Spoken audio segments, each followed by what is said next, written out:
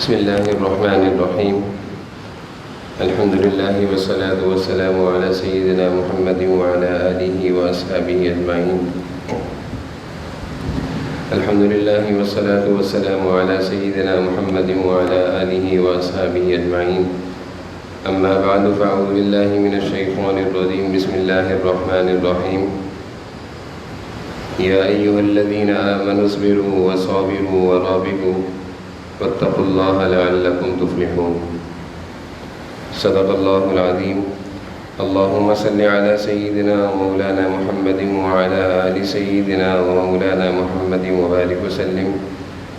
اللهم صل على سيدنا ومولانا محمد وعلى آل سيدنا ومولانا محمد وبارك وسلم.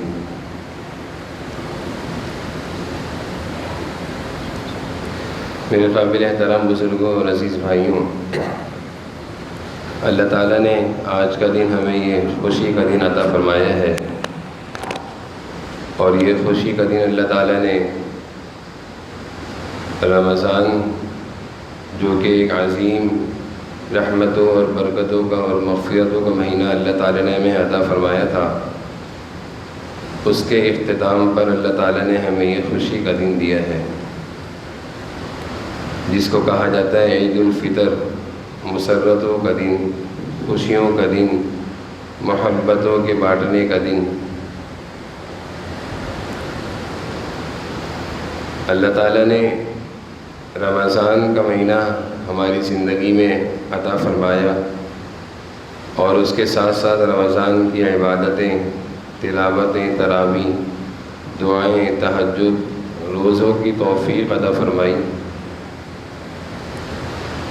قرآن کریم میں اللہ تعالیٰ نے اپنا قانون بیان فرمایا ہے کہ جب میری کسی نعمت پر شکر کیا جاتا ہے تو اس نعمت کو اللہ تعالیٰ بڑھاتے ہیں، مزید توفیق عطا فرماتے ہیں۔ لئن شکرتم لأزیدنکم، اگر تم اللہ کی نعمتوں پر شکر ادا کرو گے تو اللہ تعالیٰ نعمتوں کو بڑھا دیں گے۔ تو رمضان کی عبادتیں، روزے رکھنے کی سعادتیں، رات کو تہجد میں اٹھ کر اللہ کے آگے رونے کی توفیق، یہ ساری اللہ کے انعامات اور توفیق ہیں جو اللہ نے ہمیں عطا فرمائی۔ تو سب سے بڑی اور سب سے اہم چیز اس موقع پر اللہ تعالیٰ کا شکر ہے کہ اللہ، ہم کہاں اس قابل تھے کہ یہ رمضان کے مہینے کے روزے اور تراویحوں کا اہتمام اور سحر اور افطار کی دعائیں، یہ تو آپ کا فضل ہوا تو ہم نے یہ سارے کام کر لیے۔ اپنی کمزوری، اپنی عجز اور اپنی نفس کی چالیں اگر ہم دیکھتے ہیں تو ممکن نہیں تھا، اور پھر حالات کا تقاضا بھی ایسا ہی دکھ رہا تھا کہ یہ ساری عبادتیں مشکل ہو جائیں گی، لیکن اللہ تعالیٰ نے آسانیاں کا معاملہ فرمایا، اور عبادتوں کا کرنا اللہ نے ہمارے لیے آسان فرما دیا۔ جناب نبی کریم صلی اللہ علیہ وسلم ایک حدیث میں ارشاد فرماتے ہیں، اذا قمت فی صلاۃ فصل صلاۃ مودع، جب تو نماز کے لیے کھڑا ہو تو اس نماز کو ایسا پڑھ جیسے یہ تیری زندگی کی آخری نماز ہے۔ رمضان کا مہینہ، روزے، تلاوت، تراویح، اللہ نے ہم سے یہ سارے کام کروا دیے، لیکن جس اہتمام سے اور جس درد سے اور جس فکر سے، جس خلوص سے ہمیں یہ ساری چیزوں کو کرنا چاہیے تھا کہ شاید ہو سکتا ہے یہ میری زندگی کا آخری رمضان ہو، شاید ہو سکتا ہے یہ میری زندگی کی آخری تراویحیں ہوں، شاید ہو سکتا ہے یہ میری زندگی کے آخری تہجد کی دعائیں ہوں، تو جس اہتمام سے یہ کیفیت کو رکھ کر ہمیں یہ رمضان سامنے رکھ کر گزارنا چاہیے تھا، اس میں کوتاہی رہے گی۔ اگر یہ کیفیت سامنے ہو اور انسان ہر عمل میں یہ چیز سامنے رکھے کہ پتہ نہیں میری گھڑی اللہ کے پاس جانے کی کب ہے، کب وقت آ جائے، کب میری یہ نماز آخری ہو، کب میری یہ تلاوت اور تراویح آخری ہو، کب میرا یہ دن آخری ہو، یہ فکر ہے، یہ سوچ ہے، یہ ایک غفلتوں کو جگا دینے والی سوچ ہے کہ جس سے انسان فکر مند ہو جاتا ہے۔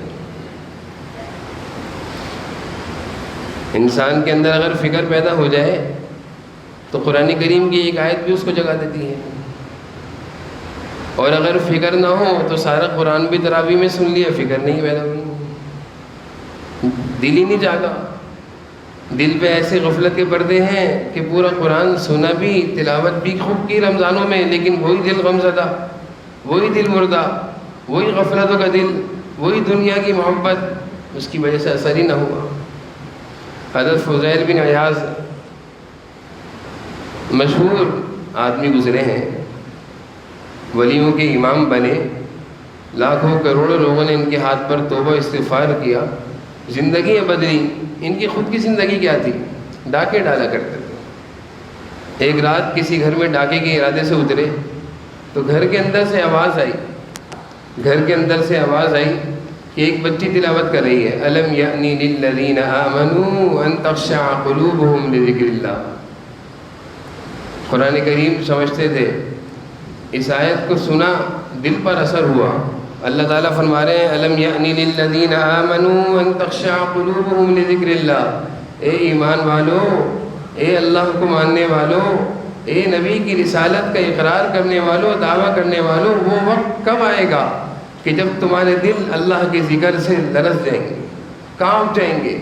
جب تم قرآن سنو گے اور تمہارے سامنے اللہ اور اس کے رسول کا تذکرہ ہوگا تو تمہارے دل کانپ جائیں گے، لرز جائیں گے، تم ڈر اٹھو گے، تم توبہ استغفار میں لگ جاؤ گے، تم سجدوں میں گر جاؤ گے، تمہاری آنکھیں بہہ پڑیں گی۔ یہ کیفیت کب ہوگی؟ حضرت فضیل بن عیاض نے جب یہ آیت سنی تو جس ارادے سے دیوار پر چڑھے تھے واپس ادھر گئے۔ اس آیت نے ان کی زندگی کو بدلنا تھا۔ پتہ نہیں ہوتا انسان کی زندگی وہ کون سی گھڑی کہ اس کی زندگی کے بدلنے کے دن آ گئے ہوں، پتہ نہیں ہوتا۔ چلا کس ارادے سے تھا اور اس کو پتہ نہیں تھا کہ میری زندگی بدلنے کے دن آ گئے ہیں۔ تو فرمانے لگے اترتے ہوئے، الآن یا ربنا، الآن یا ربنا، اے میرے اللہ آ گیا ہے وہ وقت، الآن یا ربنا، اللہ وہ وقت آ گیا ہے۔ فضیل کی زندگی میں وہ گھڑی آ گئی ہے، اب فضیل توبہ کرے گا۔ اب فضیل پھر کیا توبہ کری، پھر کیا اللہ کے سامنے روئے، اور اس آیت نے فضیل کی زندگی کو کیا بدلا کہ پہلے ڈاکوؤں کے سردار تھے، بعد میں ولیوں کے امام بنے۔ ولیوں کی صفوں میں اور اللہ کے مقبول بندوں کی صفوں میں فضیل بن عیاض کا نام سب سے اوپر ہے۔ تو بس اوقات زندگی میں ایسی گھڑیاں آ جاتی ہیں، پتہ نہیں چلتا۔ ایک رمضان غفلت کا گزرا، اگلا رمضان آ جاتا ہے، زندگیاں بدل جاتی ہیں، اور نہیں آئے تو زندگی میں 40 رمضان بھی گزر گئے ہیں، وہی غفلتوں کی زندگی۔ حضرت حسن بصری رحمہ اللہ اب لکھتے ہیں کہ صبح کے وقت میں سحر کے وقت بغداد کی جامع مسجد کی طرف چلا تو راستے میں کیا دیکھتا ہوں کہ ایک جگہ جھمکٹا لگا ہوا ہے، لوگ ایک آدمی کے ارد گرد کھڑے ہوئے ہیں۔ میں آگے بڑھا تو اس آدمی نے مجھے پہچان لیا اور اس نے پہچان کے کہا، حسن مجھے جانتے ہو میں کون ہوں؟ حسن بصری آگے بڑھے، کچھ پہچانا، کہا پھر اپنا تعارف خود کرانے لگا، حسن میں وہی ہوں کہ جب قافلوں والوں کو معلوم چل جاتا کہ اس راستے میں فلاں آدمی ہے، فلاں ڈاکو بیٹھا ہوا ہے، تو وہ اپنے راستہ بدل دیا کرتے تھے۔ مائیں اپنے بچوں کو جب سلانا ہوتا تو میرے نام سے ڈرا کر سلایا کرتی تھی۔ اتنی میری ہیبت اور خوف تھا لوگوں کے دلوں میں، اور والی بغداد مجھے پکڑنے سے عاجز آ گیا ہے۔ اس نے ہر طریقے سے کوشش کری لیکن میں اس کے ہاتھ میں نہیں آیا۔ حضرت حسن بصری کہتا ہے، اس وقت تو یہاں کیا کر رہا ہے؟ کہنے لگا کہ حسن راستہ چل رہا تھا، رات کے وقت راستہ چل رہا تھا، مجھے بھی نہیں پتا تھا کون سی گھڑی آ گئی ہے اللہ کی طرف متوجہ ہونے کی، زندگی بدلنے کی۔ راستے میں کہیں آگ جل رہی تھی، ایک چنگاری اس آگ کی اٹھی ہے اور میرے پاؤں میں لگی ہے۔ اس چنگاری کا اثر میرے پاؤں میں تو کم ہوا ہے، میرے دل میں زیادہ ہوا ہے۔ اس چنگاری نے اپنے پاؤں کو لے کر بیٹھا ہوا یوں کر کے، اور کہہ رہے ہیں کہ حسن اس چنگاری نے مجھے سوچنے پر مجبور کر دیا ہے کہ دنیا کی اتنی سی چنگاری تجھے تکلیف کر رہی ہے تیرے پاؤں میں، سوچ، اور آخرت کی جہنم کی چنگاریاں، وہ انگارے، وہ آگ، اس کا کیا ہوگا؟ وہ کیسے تو برداشت کرے گا؟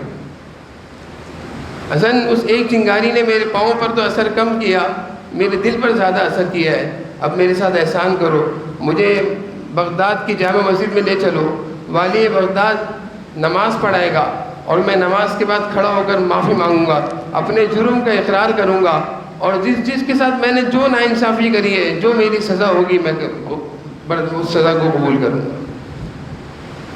تو یہ تھے زندگی میں یہ عرض کر رہا ہوں، پتہ نہیں چلتا کون سی گھڑی، کون سا لمحہ، کون سا رمضان، کون سی رات، کون سی تہجد، پتہ نہیں اللہ نے ہماری قبول کر لی ہو، پتہ نہیں کہ اللہ تعالیٰ ہم پر فضل فرما دے، مہربان ہو گئے ہوں، ہمارا رات کا رونا اللہ کو قبول آ گیا ہو، پسند آ گیا ہو، ہماری افطار کی دعائیں اللہ نے پسند کر لی ہوں، ہمارے روزوں کو اللہ نے قبول کر لیا ہو۔ امید تو اچھی رکھنی چاہیے اپنے رب سے، اور اللہ تعالیٰ کے دربار میں ہمیشہ عجز اور عاجزی اور انکساری کا اظہار کرتے رہنا چاہیے، معافیاں مانگتے رہنا چاہیے، ڈرتے رہنا چاہیے کہ پتہ نہیں وہ گھڑی اللہ کرے میری زندگی میں آ جائے، کب تک ہے اللہ میں تیری غفلت سے دوری اور غفلت کی زندگی گزاروں گا، کتنے رمضان میری زندگی میں آئے، اللہ قرآن پورا سن لیا، مجھ پر اثر نہیں ہوا، اللہ سحر اور افطار کے وقت تیرے دربار میں ہاتھ پھیلاتا تھا لیکن دعا میں دل نہیں لگتا تھا، اللہ دل کا کیا حال ہو گیا ہے۔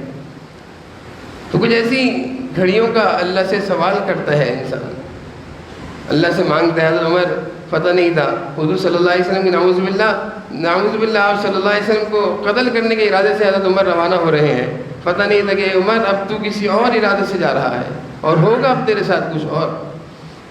راستے میں اپنی بہن کے گھر گئے، بہن کے ایمان لانے کا پتہ چلا تو اندر سے آواز آئی، اننی انا اللہ لا الہ الا انا فاعبدنی۔ اے عمر، سورۃ طہ کی آیت ہے، سن لے۔ حضرت عمر اس آیت کو بار بار پڑھ رہے تھے، اس آیت نے حضرت عمر کو مسلمان کیا، اس آیت کے ذریعے سے حضرت عمر مسلمان ہوئے۔ حضرت عمر کہہ رہے ہیں کہ میرا اللہ مجھے مخاطب کر رہا ہے، اننی انا اللہ، اے عمر میں ہوں تیرا اللہ، تو کن بتوں کو سجدہ کر رہا ہے، تو کن دنیا کے چکروں میں پڑا ہے، میں ہوں تیرا اللہ، پریشانیوں کو دور کرنے والا، مسائل کا حل کرنے والا، مشکلات سے نجات دینے والا، بیماریوں سے شفا دینے والا، قرضوں سے نجات دینے والا میں ہوں، اننی انا اللہ، اللہ فرما رہے ہیں فاعبدنی، میری عبادت کرو نا۔ کہاں گھوم رہے ادھر ادھر، کیوں ادھر ادھر گھومتے ہو، کیوں نمازوں کو چھوڑتے ہو، فاقم الصلاۃ لذکری، کیوں میرا ذکر اور نماز نہیں کرتے؟ تو بھائی رمضان کی زندگی میں بہت سارے پیغامات اور بہت ساری ہدایتیں اور بہت سارے بیانات اور پورا قرآن ہم نے سنا، لیکن کرنا کیا ہے؟ زندگی کس طرح کی گزارنی ہے؟ کوئی تو لائحہ عمل ہونا چاہیے، کوئی تو ارادہ اور جذبہ ہونا چاہیے کہ اب میں نے ایسا رہنا ہے، اب میں نے ایسے رہنا ہے۔ بہت سارے وظیفے، بہت سارے معمولات اور بہت سارے اعمال ہم نے اپنے علماء سے سنے ہوں گے، رمضان میں بہت کچھ سنا ہوگا، لیکن لائحہ عمل کیا طے کیا ہے؟ قرآن کریم میں اللہ تعالیٰ فرما رہے ہیں وَاتْلُ مَا أُوحِيَ إِلَيْكَ مِنَ الْكِتَابِ وَأَقِمِ الصَّلَاةَ إِنَّ الصَّلَاةَ۔ زیادہ لمبا چوڑا وظیفہ اللہ نہیں بتا رہے، زیادہ لمبا چوڑا لائحہ عمل اللہ نہیں دے رہے، زیادہ زندگی گزارنے کے زیادہ اللہ تعالیٰ معمولات نہیں دے رہے، لمبی تسبیحات اور لمبے نوافل اللہ نہیں دے رہے۔ اللہ فرما رہے دو کام کر لو، بس دو کام پر اپنی زندگی کو لے آؤ، دو چیزوں پر اپنی زندگی کا لائحہ عمل طے کر لو گے، کچھ بھی ہو جائے، دنیا ادھر سے ادھر ہو جائے، بھوک برداشت ساری قربانیاں، لیکن یہ دو کام نہیں چھوڑوں گا میں۔ یہ زندگی کا لائحہ عمل ہے۔ خدا را جو لائحہ عمل اللہ تعالیٰ دے رہے ہیں اور جو آپ کے سامنے پیش کیا جا رہا ہے، اس لائحہ عمل کو رمضان کا پیغام سمجھتے ہوئے یہاں سے لے کر اٹھیں کہ زندگی میں کچھ بھی ہو یہ دو چیزیں نہیں چھوڑوں گا۔ اللہ تعالیٰ نے صرف دو چیزیں دی ہیں، رمضان کا پیغام صرف دو چیزوں میں مل رہا ہے، اتل ما اوحی الیک من الکتاب واقم الصلاۃ ان الصلاۃ تنہی۔ اے لوگو، اے مسلمانوں، نماز کو مضبوطی سے پکڑنا اور قرآن کو مضبوطی سے پکڑنا، بس کچھ بھی ہو جائے نماز نہیں چھوڑنا، کچھ بھی ہو جائے تلاوت نہیں چھوڑنا۔ جس طرح ناشتہ چھوڑنے والوں کو احساس ہوتا ہے کہ میں نے آج ناشتہ نہیں کیا، اسی طرح سورہ یاسین کے اور صبح کی تلاوت کے چھوڑنے والوں کو احساس ہونا چاہیے کہ میں نے آج تلاوت نہیں کری۔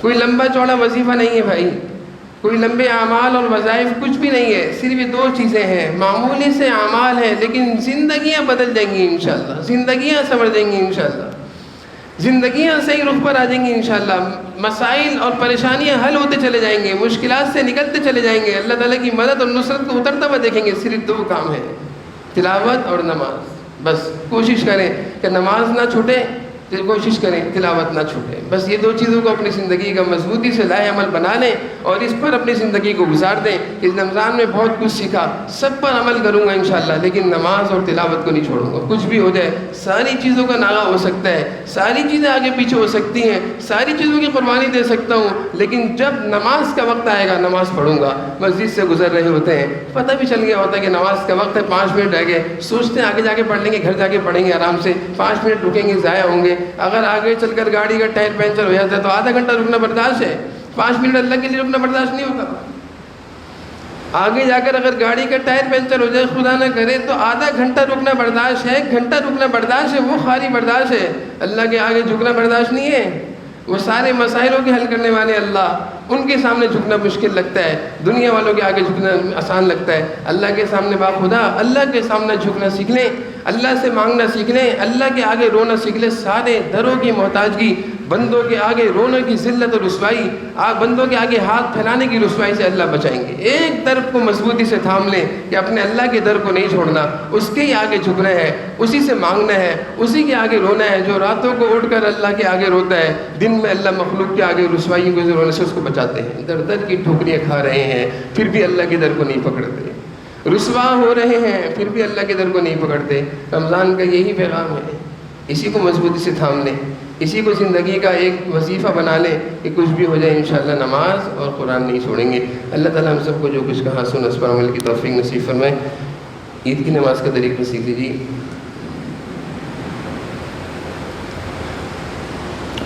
نماز عید میں 2 رکعتیں ہوتی ہیں. نیت اس طرح ہوگی 2 رکعت نماز عید 6 زائد تکبیروں کے ساتھ, 6 زائد تکبیروں کے ساتھ 2 رکعت نماز عید, یہ اس کی نیت ہوگی. طریقہ یہ ہوگا کہ پہلی رکعت میں امام تکبیر تحریمہ کے لیے ہاتھ اٹھا کر نیت باندھ دے گا. سارے مقتدی امام کے ساتھ تکبیر تحریمہ کے ساتھ لیے ہاتھ اٹھائیں گے اور نیت باندھ دیں گے. اس کے بعد جیسے نماز میں ثنا پڑھی جاتی ہے, ثنا پڑھی جائے گی. ثنا پڑھنے کے بعد امام 3 زائد تکبیر کہے گا, اس طور پر کہ پہلے کہے گا اللہ اکبر, کانوں تک سارے ہاتھ اٹھائیں گے اور پھر ہاتھ چھوڑ دیں گے. پھر امام دوسری دفعہ کانوں تک اللہ اکبر کہتے ہوئے تکبیر کہے گا, سارے ساتھ ہاتھ اٹھائیں گے اور ہاتھ چھوڑ دیں گے. اور تیسری دفعہ جب امام اللہ اکبر کہتے ہوئے کانوں تک ہاتھ اٹھائے گا تو اب کی دفعہ ہاتھ باندھ لیں گے. تو 3 زائد تکبیریں پہلی رکعت میں ثنا پڑھنے کے بعد کہی جائیں گی. اس میں سارے ہاتھ کانوں تک اٹھائیں گے امام کے ساتھ اور تیسری تکبیر میں ہاتھ باندھ لیں گے.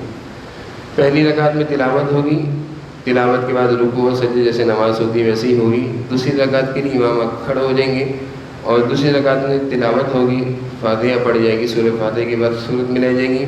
اس کے بعد رکوع میں جانے سے پہلے اب 3 زائد تکبیریں کہی جائیں گی. دوسری رکعت میں رکوع میں جانے سے پہلے 3 زائد تکبیریں اس طور پر کہی جائیں گی کہ امام اللہ اکبر کہتا ہوا کانوں تک ہاتھ اٹھائے گا, آپ حضرات بھی کانوں تک ہاتھ اٹھا کر چھوڑ دیں گے. دوسری تکبیر میں بھی ایسے ہی ہوگا, تیسری تکبیر میں بھی ایسے ہی ہوگا, اور چوتھی تکبیر میں اللہ اکبر کہتے ہوئے رکوع میں چلے جائیں گے. چوتھی تکبیر میں اللہ اکبر کہتے ہوئے رکوع میں چلے جائیں گے. یہ عید کی نماز کا مختصر سا طریقہ ہے. تو اس میں یہ کہ پہلے تو نیت کی درستگی کر لیں کہ عید نماز عید 2 رکعت نماز عید 6 زائد تکبیروں کے ساتھ, 2 رکعت نماز عید 6 زائد تکبیروں کے ساتھ. 6 زائد تکبیروں میں سے 3 تکبیریں پہلی رکعت میں کہی جائیں گی اور 3 تکبیریں دوسری رکعت میں کہی جائیں گی. پہلی رکعت میں جو تکبیر کہی جائے گی وہ ثنا پڑھنے کے بعد, یعنی نیت تکبیر تحریمہ کہہ کر ہاتھ باندھ لیں گے اور اس کے بعد ثنا پڑھ کر پھر 3 زائد تکبیریں کہی جائیں گی. ہر تکبیر میں کانوں تک ہاتھ اٹھایا جائے گا اور پھر ہاتھ نیچے چھوڑ دیا جائے گا. اسی طرح پھر تلاوت کی جائے گی, تلاوت کے بعد دوسری رکعت کی تلاوت کی جائے گی. دوسری رکعت میں 3 زائد تکبیریں رکوع میں جانے سے پہلے کہی جائیں گی. دوسری رکعت کی قرات جب مکمل ہو جائے گی رکوع میں جانے سے پہلے 3 زائد تکبیریں اس طور پر کہیں گے کہ پہلی تکبیر پر کانوں تک ہاتھ اٹھا کر ہاتھ چھوڑیں گے, اسی طرح دوسری تکبیر پر کانوں تک ہاتھ اٹھا کر ہاتھ چھوڑ دیں گے, تیسری تکبیر میں بھی کانوں تک ہاتھ اٹھا کر ہاتھ چھوڑ دیں گے, اور چوتھی تکبیر میں اللہ اکبر کہتے ہوئے رکوع میں چلے جائیں گے. سب درست کریں.